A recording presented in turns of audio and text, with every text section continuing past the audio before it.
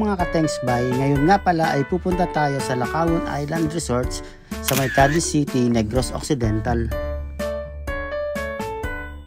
At shoutout nga pala sa mga nakasama natin na ilalagay ko mga pangalan sa screen.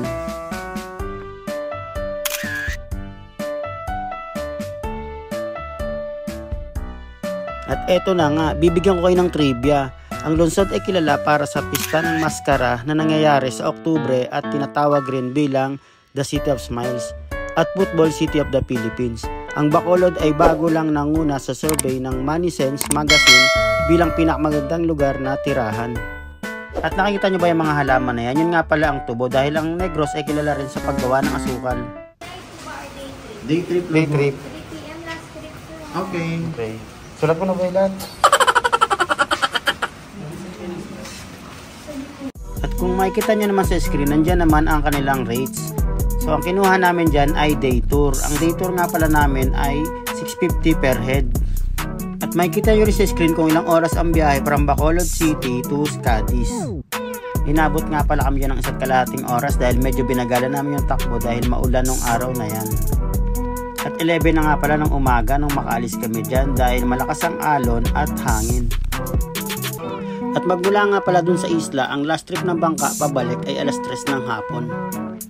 Meron nga din pala silang pinapaupahan doon mga hotel. Ilalagay ko lang sa screen ang kanilang room rates. Medyo malabo nga pala yung tubig dyan nung time na yan kasi malakas ang ulan at malakas ang hangin. At sumabay na rin ang malalakas na alon. At medyo nababasa na nga rin pala kami yan dahil doon sa talamsik na mga alon. Nasayang nga yung gel na nilagay ko nung araw na yan. Dahil nga sa lakas ng alon, meron ako narinig sa kasamahan ko na nakalibre daw siya ng ride kaya pumunta pa ng Enchanted Kingdom. At para sa iba pang katanungan at detalye, maaari nyo silang i-message sa kanilang Facebook account na nakadisplay sa screen. At after 40 minutes nga ng aming travel, nakarating na kami sa lugar. At dahil nga ako ang taga-video, nakipag-unahan ako sa kanila sa pagbaba para makunan ko ang kanilang paglakad at paghakbang. At ganito nga pala ang lalakaran patungo dun sa isla. Yari siya sa kahoy at meron nga pala dyan part na under renovation, so kalahati lang ang hakbangan. At kung makikita nyo sa mga kasama ko, dahan-dahan sila sa paglakad kasi takot na sila ma-fall. Alam ko may experience sila na na-fall pero walang sumalo.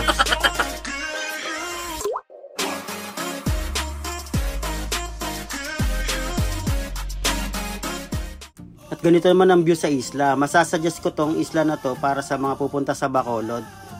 At maaari nyo tong isama sa itinerary nyo dahil napakaganda ng buhangin dito, kulay puti. At pwede nga rin pala kayong magdala ng sariling pagkain nyo dito kung gusto nyo mas makatipid. Ako kasi may baon ako dyan kaso naiwan ko sa sasakyan kaya bumili na lang kami rito ng aming kakainin. Hindi ko na nga pala na-video yung pagkain namin dahil mas inuna kong videohan yung place dahil napakaganda talaga rito. Ang kinain nga pala namin dyan ay fishball, kikiam, tokneneng at burger na may fries. At maaari ka nga rin palang umorder dito, nandyan yung price sa screen kung magkano. Dyan kasi kami umorder ng aming kakainin. At meron din namang orderan dito kaya lang walang tao, kaya wala ako na order, sayang. At habang ako ay busy sa kakabidyo, sila naman ay busy sa pagkain. Pero buti na lang merong natira. Kaya very thankful pa din ako sa mga kasama ko. Kahit papaano kasi naisip nila ako. At ganyan naman ang view dito sa harap ng dagat. Kaya nga palang ikutin yung isla ng buong araw. At ang hugis nga pala ng isla ay hugis saging. Hindi ko alam kung bakit saging dahil ba nandito ako. At ngayon naman ay pupunta naman tayo doon sa kanilang floating restaurant o yung floating bar. Ito nga palang sasakyan papunta doon sa floating bar.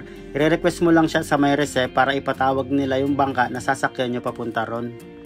At hindi rin biro ang pinagdaanan namin sa pagsakay sa bangka. Kung makikita nyo sa video, hirap na hirap kami sa pagsakay. Ayan, sinubukan ni Baby Boy na sumakay mag-isa pero hindi niya kinaya. Minsan kasi iniisip natin na kaya natin pero hindi pala. Kaya ito, tinulungan ko siya. Pero ito si Boy Insurance, kaya niyang umakyat mag-isa. Ginaya niya yung technique na ginawa ko. At ganito naman ang makikita mong view kapag nakasakay ka sa bangka. Tumayo nga pala ako niyan para mabidyoan ko yung lugar. At inabot ko nga pala kay Baby Boy dyan yung lagayan ko ng pera, baka kasi mabasa.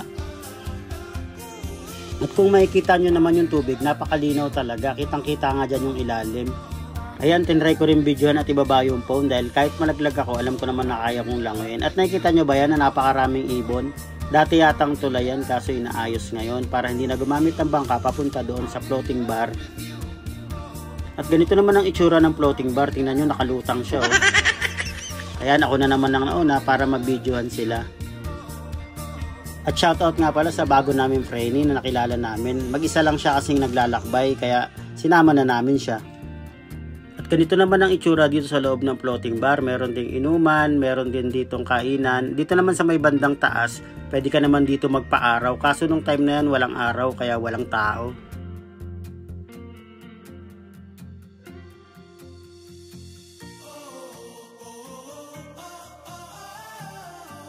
At dito naman sa lugar na to, dito namin naisipan mag 360. Mamaya makikita nyo sa video. Maaari nyo ba akong tulungan dito sa video na to? Kasi nakikita ko parang may mali. I-comment nyo na lang kung ano yung nakikita nyo mali dito sa video na to. Ang mali ba ay ang kasama ako sa video na to? Ano sa tingin nyo?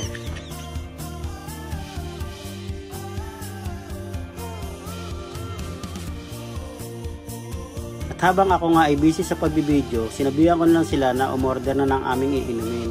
At dahil nga tinanong nila ako, ang in-order ko dyan ay pale pilsen para maiba naman at hindi ka parehas sa kanila. At pagbaba ko nga ay mag-cheers na kami. Hanggang sa muli! Thanks, bye!